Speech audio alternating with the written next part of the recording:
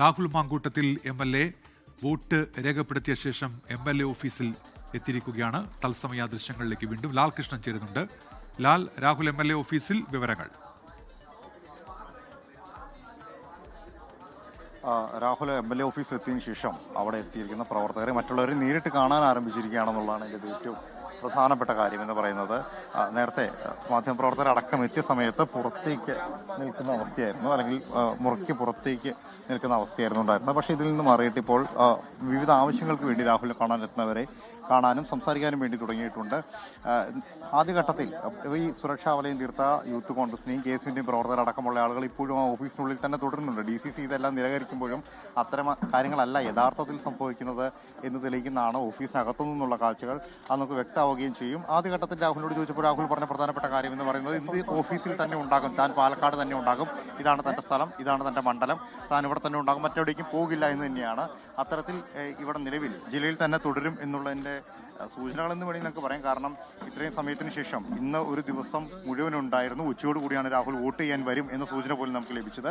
ആ സൂചനകളെല്ലാം യാഥാർത്ഥ്യമാക്കുന്ന രീതിയിൽ വൈകിട്ട് ഏകദേശം 4:45 കൂടി രാഹുൽ വോട്ട് ചെയ്യാൻ വേണ്ടി എത്തുകയായിരുന്നു. വോട്ട് ചെയ്ത സമയത്തുണ്ടായിരുന്ന പ്രതിഷേധങ്ങളും നാടകീയ സംഭവങ്ങൾക്കും ഒടുവിലാണ് രാഹുൽ MLA ഓഫീസിലേക്ക് എത്തുന്നത്. ഇത്രയും നേരത്തിനിടയിൽ ഇതുവരെ രാഹുൽ MLA ഓഫീസിലേക്ക് എത്തിയിരുന്നില്ല എന്നുള്ള കാര്യം കൂടി അതിനകത്ത് എടുത്തു പറയണം.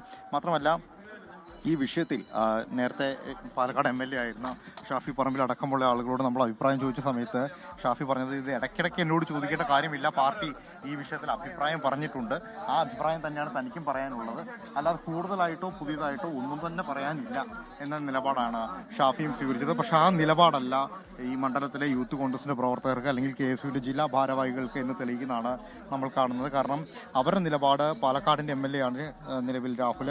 ആ MLAയോടൊപ്പം തുടർന്നും അങ്ങനെ തന്നെ മുന്നോട്ട് പോകും. പാർട്ടി പുറത്താക്കിയിട്ടുണ്ടെങ്കിൽ അത് പാർട്ടിയുടെ കാര്യമാണ്. അക്കാര്യങ്ങളൊന്നും വകവയ്ക്കാതെ നിലവിലുള്ള MLA ജനപ്രതിനിധി എന്ന നിലയിൽ ആ രീതിയിൽ തന്നെ രാഹുലിനെ പരിഗണിക്കും എന്ന നിലപാടിൽ തന്നെയാണ് നിലവിൽ ജില്ലാ ഭാരവാഹികൾ അടക്കം ഉള്ളവർ. പക്ഷേ DCC പ്രസിഡന്റ് അടക്കമുള്ള ആളുകൾ ഇക്കാര്യങ്ങൾ അറിഞ്ഞിട്ടില്ല എന്ന നിലപാടാണ് മറിച്ച് സ്വീകരിക്കുന്നത്. ലോകത്തെവിടെയായാലും ഏത് സമയത്തും 24 വാർത്തകളും ഓഗ്മെന്റഡ് റിയാലിറ്റി പാക്കേജുകളും എക്സ്പ്ലെയിനറുകളും വിശദമായി കാണാൻ ഞങ്ങളുടെ YouTube ചാനൽ നിങ്ങൾക്ക് സബ്സ്ക്രൈബ് ചെയ്യാം.